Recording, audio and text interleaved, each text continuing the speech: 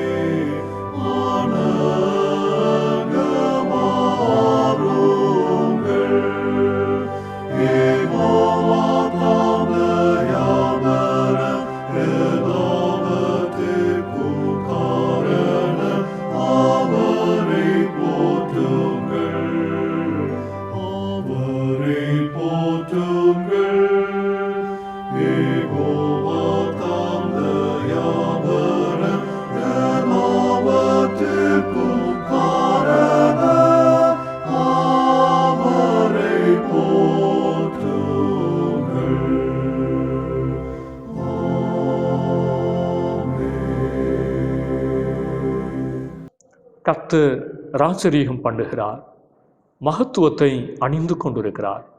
மகிமையும் கனமும் அவர் சமூகத்தில் இருக்கிறது. கர்த்தருக்கு அவருடைய நாமத்திற்குரிய மகிமையை செலுத்தி பரிசுத்த அலங்காரத்துடனே அவரை தொழுது கொள்ளுங்கள். ஜெபம் செய்வோம். கிருபையுள்ள கடவுளே, இந்த பரிசுத்த ஆராதனையிலும் உமது தயவும் இரக்கமும் எங்களின் மீது இருப்பதை உணர்ந்து கொள்ளவும், உற்சாகத்தோடு ஆராதிக்கவும் உணர்வுள்ள இருதயத்தை எங்களுக்கு தாரும். திருமுழுக்கு என்னும் திருவருட்சாதனம் வழியாக கிறிஸ்துவுக்குள் ஒன்றிணைந்து வாழவும், அழிவிலிருந்து நித்திய ஜீவனை பெற்றுக்கொள்ளவும், புது வாழ்வை சொந்தமாக்கிக் கொள்ளவும் பாராட்டிய தெய்வீக அன்பை நினைத்து உம்மை துதிக்கிறோம். விசுவாச குடும்பமாய் அனைவரும் இணைந்து மனம் இசைந்து மகிழ்வோடு ஆராதிக்க எங்களை பலப்படுத்தும்.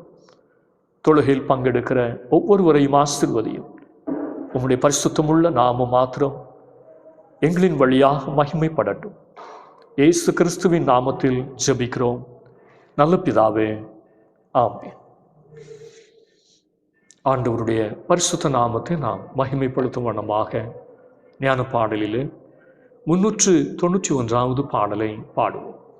ஆண்டவா உமக்கே ஸ்தோத்திரம், அடியேனை காத்தீரே. ஞான பாடல் 391.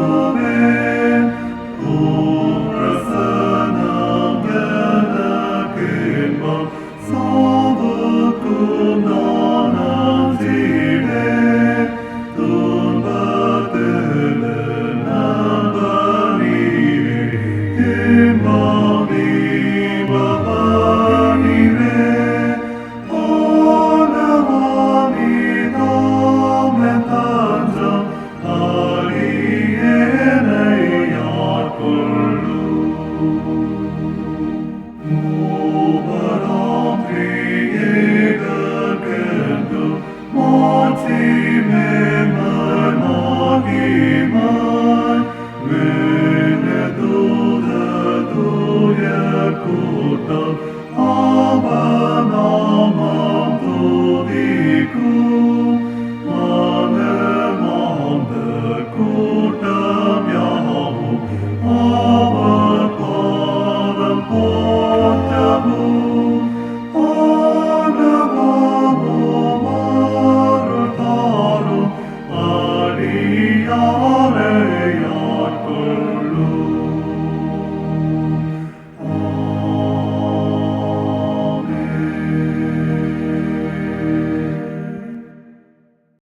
இந்த நாளுக்குரிய திருமுறை பாடத்தை நாம் படிக்க கேட்போம். வாசிக்க முடியாது கொடுக்கப்பட்ட திருமுறை பகுதி அப்போஸ்தலனாகிய பவுல் ரோமாபுரிக்கு எழுதின நிருபம் ரோமர் 6ஆம் அதிகாரம் வசனங்கள் 1 முதல் 14 வரை முடிய. ரோமர் 6ஆம் அதிகாரம் வசனங்கள் 1 முதல். ஆகையால் என்ன சொல்வோம்? கிருபை பெருகும்படிக்கு பாவத்திலே நிலைநிற்கலாம் என்று சொல்வோமா? கூடாதே.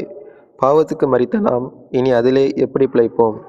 கிறிஸ்து இயேசுக்குள்ளாக ஞானஸ்நானம் பெற்ற நாம் அனைவரும் அவருடைய மரணத்துக்குள்ளாக ஞானஸ்நானம் பெற்றதை அறியாமல் இருக்கிறார்களாக. மேலும் பிதாவின் மகிமையினாலே கிறிஸ்து மரித்தோரிலிருந்து எழுப்பப்பட்டது போல நாமும் புதிதான ஜீவனுள்ளவர்களாய் நடந்து கொள்ளும்படிக்கு அவருடைய மரணத்துக்குள்ளாக்கும் ஞானஸ்தானத்தினாலே கிறிஸ்துவுடனே கூட அடக்கம் பண்ணப்பட்டோம். ஆதலால் அவருடைய மரணத்தின் சாயலில் நாம் இணைக்கப்பட்டவர்களானால் அவருடைய உயிர்த்தெழுதலின் சாயலிலும் இணைக்கப்பட்டிருப்போம். நாம் இனி பாவத்துக்கு ஊழியம் செய்யாதபடிக்கு பாவ சரீரம் ஒளிந்து போகும் பொருட்டாக நம்முடைய பழைய மனுஷன் அவரோட கூட சிலுவையில் அறையப்பட்டதென்று அறிந்திருக்கிறோம். மரித்தவன் பாவத்துக்கு நீங்கி விடுதலையாக்கப்பட்டிருக்கிறானே. ஆகையால் கிறிஸ்துவுடனே கூட நாம் மரித்தோமானால் அவருடனே கூட பிழைத்தும் இருப்போம் என்று நம்புகிறோம். மரித்தோரிலிருந்து எழுந்த கிறிஸ்து இனி மரிப்பதில்லை என்று அறிந்திருக்கிறோம். மரணம் இனி அவரை ஆண்டு கொள்வதில்லை. அவர் மரித்து பாவத்திற்கென்று ஒரே தரம் மரித்தார். அவர் பிழைத்திருக்கிறது தேவனுக்கென்று பிழைத்திருக்கிறார். அப்படியே நீங்களும் உங்களை பாவத்திற்கு மரித்தவர்களாகவும் நம்முடைய கர்த்தராகிய இயேசு கிறிஸ்துவுக்குள் தேவனுக்கென்று பிழைத்திருக்கிறவர்களாகவும் எண்ணிக்கொள்ளுங்கள். ஆகையால் நீங்கள் சரீர இச்சைகளின்படி பாவத்திற்கு கீழ்ப்படியத்தக்கதாக சாவுக்கு ஏதுவான உங்கள் சரீரத்தில் பாவம் ஆளாதிருப்பதாக. நீங்கள் உங்கள் அவயவங்களை அநீதியின் ஆயுதங்களாக பாவத்திற்கு ஒப்புக்கொடாமல் உங்கள் மரித்தோரிலிருந்து பிழைத்திருக்கிறவர்களாக தேவனுக்கு ஒப்புக்கொடுத்து உங்கள் அவயவங்களை நீதிக்குரிய ஆயுதங்களாக தேவனுக்கு ஒப்புக்கொடுங்கள். நீங்கள் நியாயப்பிரமாணத்திற்கு கீழ்ப்படியாமல் கிருபைக்கு கீழ்ப்பட்டிருக்கிறபடியால் பாவம் உங்களை மேற்கொள்ள மாட்டாது. வாசிக்க முடிய கொடுக்கப்பட்ட திருமுறை பகுதி வாசித்து முடிந்தாயிட்டு. தேவனே உமக்கு மகிமை உண்டாவதாக.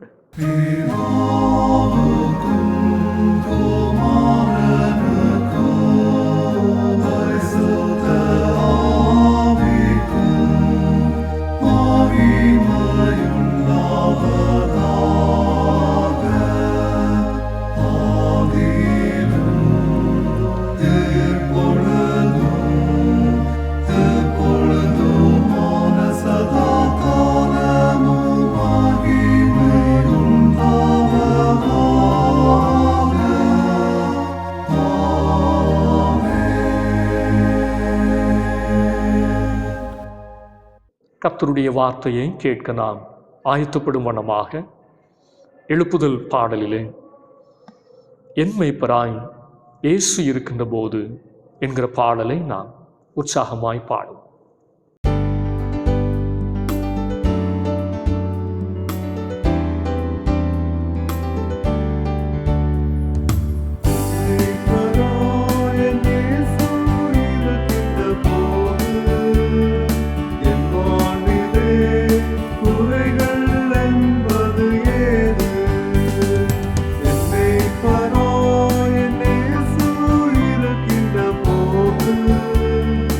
என்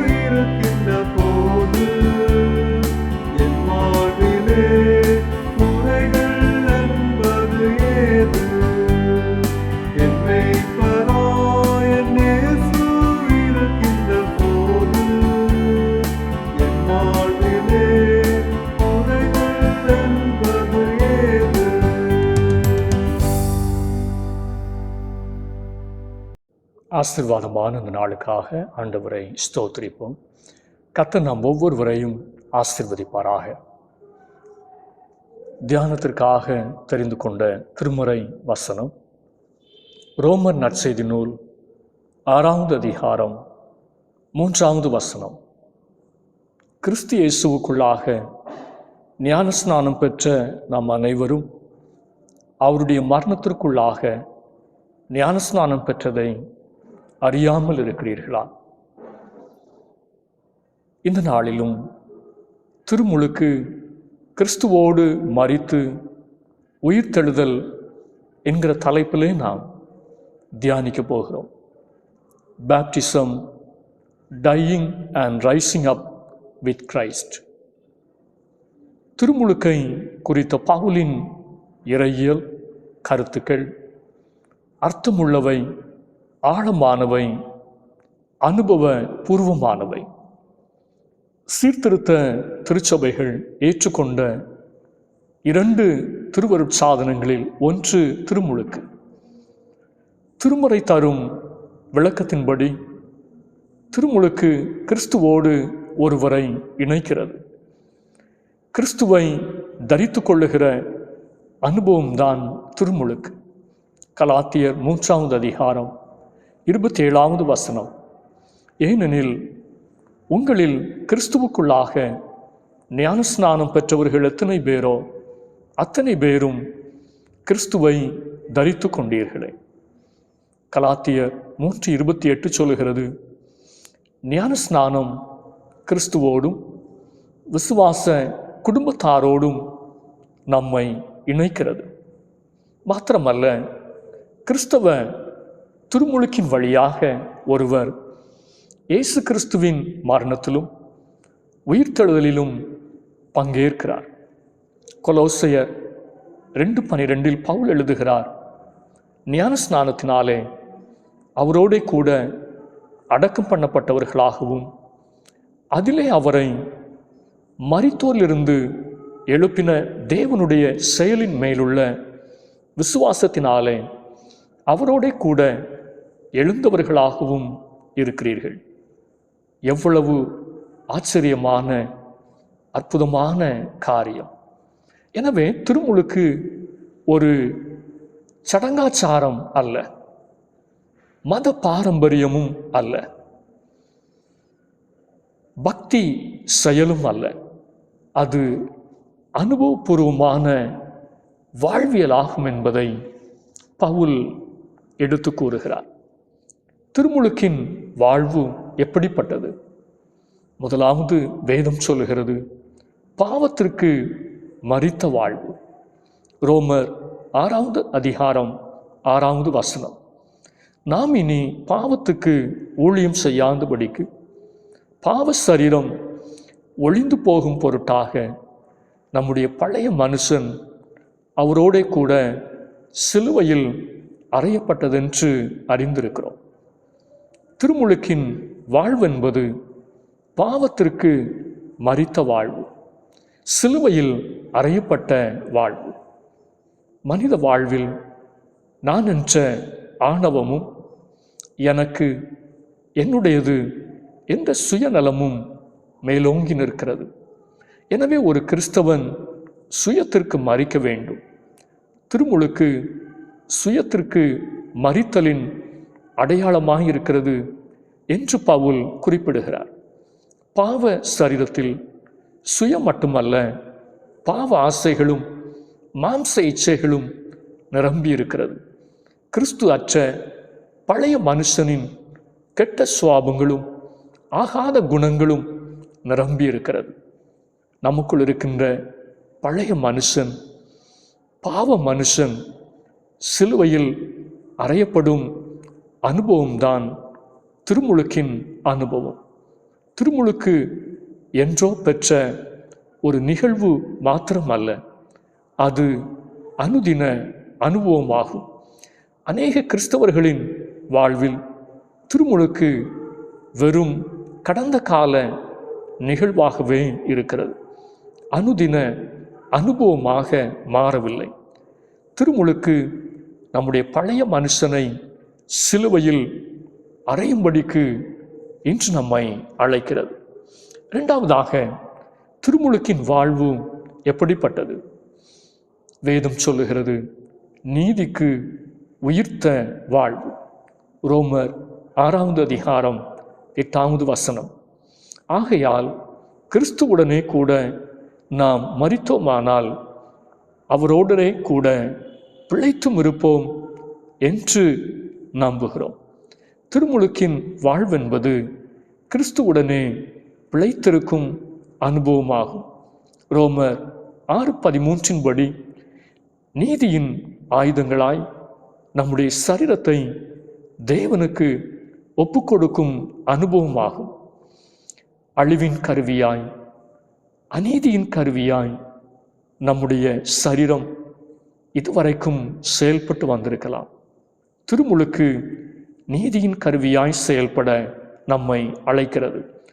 அநீதியின் ஆயுதத்தை சுமந்த பவுலின் கரங்கள் சுவிசேஷத்தை சுமக்கும் கரங்களாக மாறின.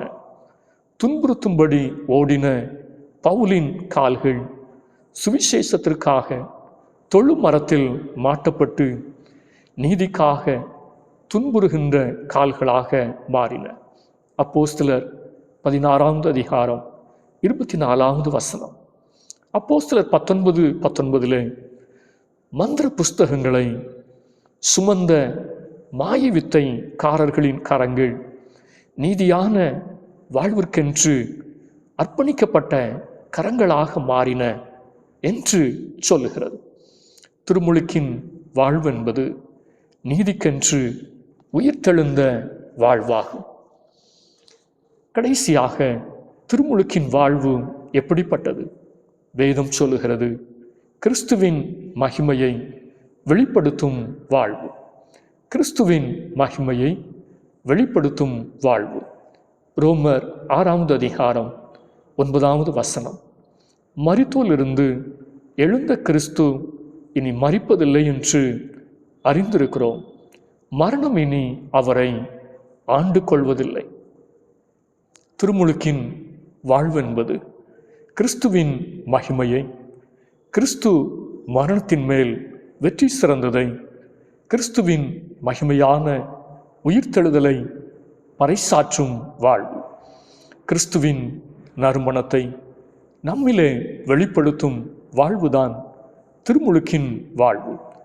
நம்மில் உயிர்த்தெழுந்த கிறிஸ்துவை உலகம் காண வேண்டும். கிறிஸ்துவின் மகிமையை உலகம் காண வேண்டும். இன்று கிறிஸ்தவ வட்டாரங்களில் கிறிஸ்துவின் மகிமையை அல்ல, நம் ஆடம்பரத்தை, நமது பெயரை, கௌரவத்தை, சுய மகிமையை அறிவிக்கின்றவர்களாகவே நாம் மாறியிருக்கிறோம்.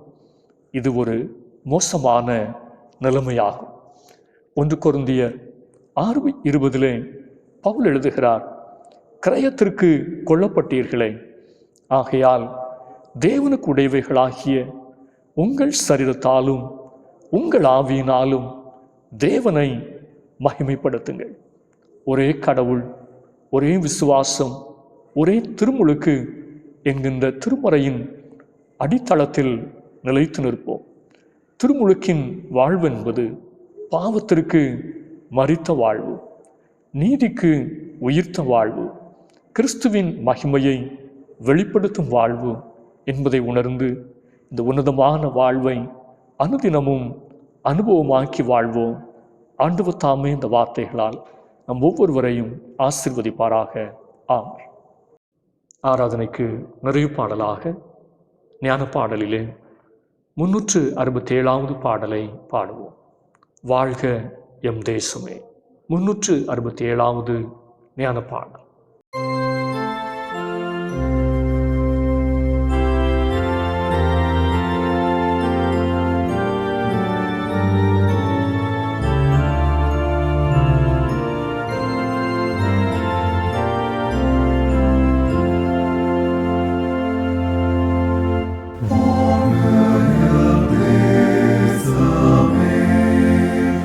Urian omnia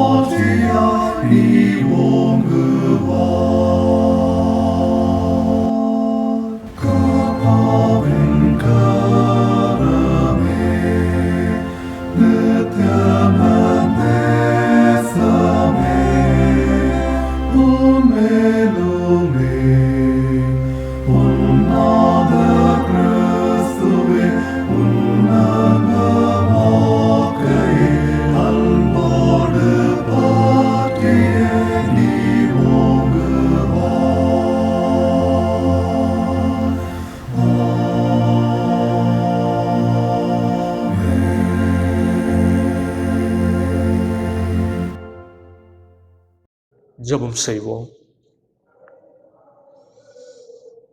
மகா பரிசுத்தமும் அன்பும் நிறைந்த எங்கள் நல்ல ஆண்டவரே, பரிசுத்த சாக்கிரமந்துகளின் வழியாக எங்களை ஆசீர்வதிக்க சித்தம் கொண்ட உம்முடைய அன்பினை நினைத்து நாங்கள் உம்மை துதிக்கிறோம், ஸ்தோத்திரிக்கிறோம். கேட்ட வார்த்தையின்படி திருமுழுக்கின் வாழ்வை அனுபவமாக்கி கொள்ள அருள் தாரும்.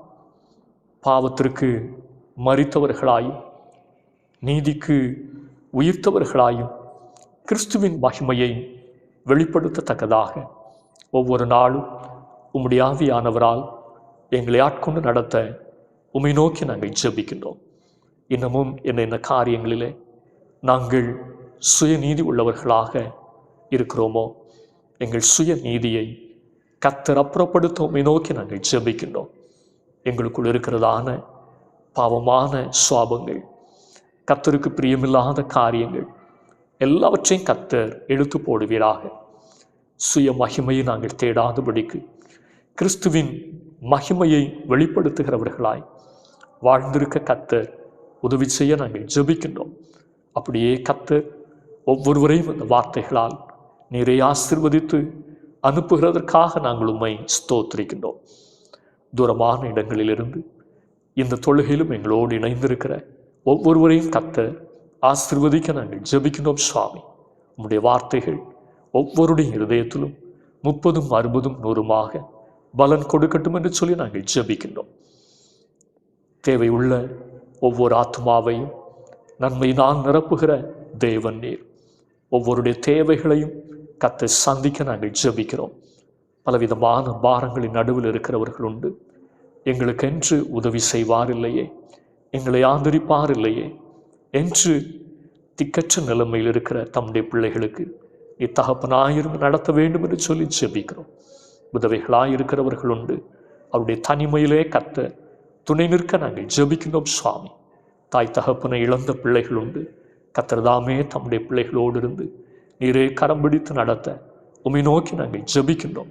அப்படியே கர்த்தருடைய கரம் தம்முடைய பிள்ளைகளை அரவணைத்து ஆசீர்வதிக்கட்டும். நல்ல வேலை வாய்ப்புக்காய் காத்திருக்கிற தம்முடைய பிள்ளைகளுக்கும் கர்த்தர் நல்ல வேலை வாய்ப்புகளை வாய்க்க பண்ணி ஆசீர்வதிப்பீராக.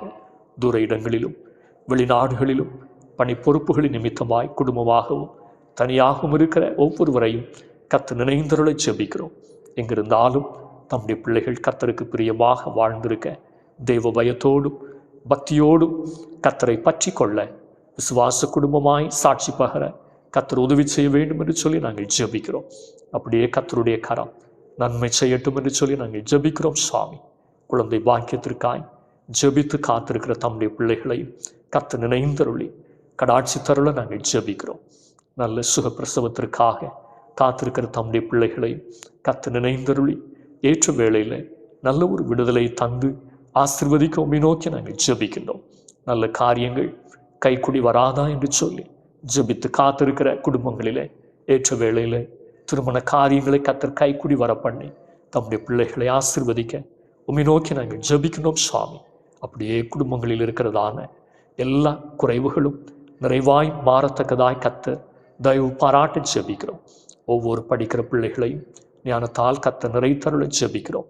இந்த கல்வி ஆண்டிலும் கருத்தாய் படிப்பதற்கு ஞானமுள்ள ஒரு இருதயத்தை கொடுத்து கர்த்தர் ஆசீர்வதிக்க நாங்கள் ஜெபிக்கின்றோம். உயர்கல்விக்காய் காத்திருக்கிற தம்முடைய பிள்ளைகளுக்கும் ஏற்ற இடங்களிலே நல்ல படிப்பு அமையத்தக்கதாக ஆண்டவர் தாமே தம்முடைய பிள்ளைகளுக்கு வழிவாசல்களை திறந்து கொடுத்து யார் யாருடைய கண்களிலே தயவு கிடைக்க வேண்டுமோ தயவு கிடைக்க பண்ணி ஆசீர்வதிக்க உம்மை நோக்கி நாங்கள் ஜெபிக்கின்றோம். சுவாமி, நீரே திருச்சபையினுடைய ஊழியங்களை ஆசீர்வதியும். திருச்சபைக்குள்ளும் திருச்சபைக்கு வெளியிலும் கர்த்தருக்கு மகிமையாய் கிறிஸ்துவின் நாமத்திற்கு புகழ்ச்சியாய் செய்யப்படுகிற எல்லா ஊழியங்களையும் கர்த்தர் ஆசீர்வதிக்க ஜெபிக்கின்றோம்.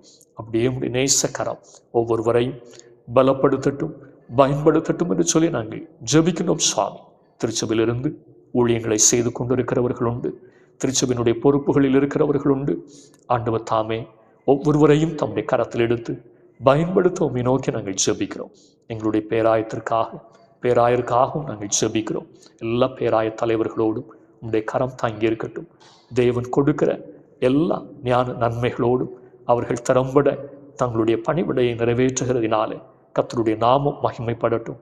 பேராயத்தில் நல்ல ஒரு வளர்ச்சி முன்னேற்றம் உண்டாக கர்த்தர் கிருபை பாராட்ட நாங்கள் ஜெபிக்கின்றோம். அப்படியே தேசம் முழுவதிலும் உலக நாடுகளிலும் செய்யப்படுகிற எல்லா ஊழியங்களையும் கர்த்தர் ஆசீர்வதிக்க நாங்கள் ஜெபிக்கின்றோம் சுவாமி. உலகம் முழுவதிலும் சமாதானத்தை கர்த்தர் அருளி செய்வீராக. பங்களாதேஷில் சென்று போன நாட்களிலும் ஏற்பட்ட கலவரத்தினாலே பாதிக்கப்பட்ட நிலைமைகளை கர்த்தர் அறிந்தவராக இருக்கிறீர். இயல்பு நிலம் திரும்பி அந்த இடத்திலும் நல்ல ஒரு ஆட்சி அமையத்தக்கதாக தொடர்ந்தும் அந்த தேசத்திலே முன்னேற்றமான சூழ்நிலைமைகள் உருவாக கர்த்தர் கிருபை பாராட்ட உம்மை நோக்கி நாங்கள் ஜெபிக்கின்றோம் சுவாமி. அப்படியே ஒவ்வொரு தேசங்களுக்குள்ளும் அமைதியை கர்த்தர் அருளி செய்ய நாங்கள் ஜெபிக்கிறோம். யுத்தங்களின் மத்தியில் இருக்கிற தேசங்கள் உண்டு. அந்த தேசங்களிலும் கர்த்தர் சமாதானத்தை அருளி செய்ய உம்மை நோக்கி நாங்கள் ஜெபிக்கின்றோம். இயற்கையினுடைய பேரழிவுகளினால் பாதிக்கப்பட்டிருக்கிற தேசங்கள் உண்டு. அந்த பகுதிகளிலும் கர்த்தர் தம்முடைய இரக்கத்தை விளங்கப்பட உம்மை நோக்கி நாங்கள் ஜெபிக்கிறோம். கேரள பகுதியிலும் தேசத்தினுடைய உத்தரகண்டிலும் இன்னமும் இமாச்சலிலும் பெரும் வெள்ளத்தினாலே நிலச்சரிவினாலே பாதிக்கப்பட்ட தம்முடைய மக்களை கர்த்தர் நினைந்தருள உம்மை நோக்கி நாங்கள் ஜெபிக்கிறோம் சுவாமி. அப்படியே கர்த்தருடைய இரக்கம் விளங்கட்டும். கர்த்தர் ஒவ்வொரு தேசங்களுக்கும் தம்முடைய இரக்கத்தை விளங்க பண்ணி நீரே நடத்த நாங்கள் ஜெபிக்கிறோம். கர்த்தரே தேவன் என்பதை ஒவ்வொருடைய கண்களும் கண்டு கொள்ளத்தக்கதாய் கர்த்தர் கிருபை பாராட்ட ஜெபிக்கின்றோம். ஒரு விசை கூட வருகின்ற நாளிலும் தேசத்தினுடைய சுதந்திர தினத்தை நாங்கள் மகிழ்ச்சியோடு சமாதானத்தோடு கொண்டாட கர்த்தர் கிருபை பாராட்ட நாங்கள் ஜெபிக்கின்றோம். இந்தியாவிலே நல்ல ஒரு ஒற்றுமையும் ஐக்கியமும் பெருகத்தக்கதாக கர்த்தர் கிருபை பாராட்ட நாங்கள் ஜெபிக்கின்றோம் சுவாமி. தீவிரவாதிகளுடைய எந்த சதிகளும் நாசங்களும் மோசங்களும் அரங்கேறாதபடிக்கு தேசத்தினுடைய எல்லைகளில் எல்லாம் கர்த்தருடைய பாதுகாப்பு தங்கியிருக்கட்டும். ஆட்சியாளர்கள் அதிகாரிகள் ஒவ்வொருவரையும் கர்த்தர் தம்முடைய கரத்தில் எடுத்து பயன்படுத்தும். எங்களையே தாழ்த்துகிறோம், ஏற்றுக்கொள்ளும். இயேசுனுடைய பேரில் கேட்கிறோம் நல்ல பிதாவே, ஆமென்.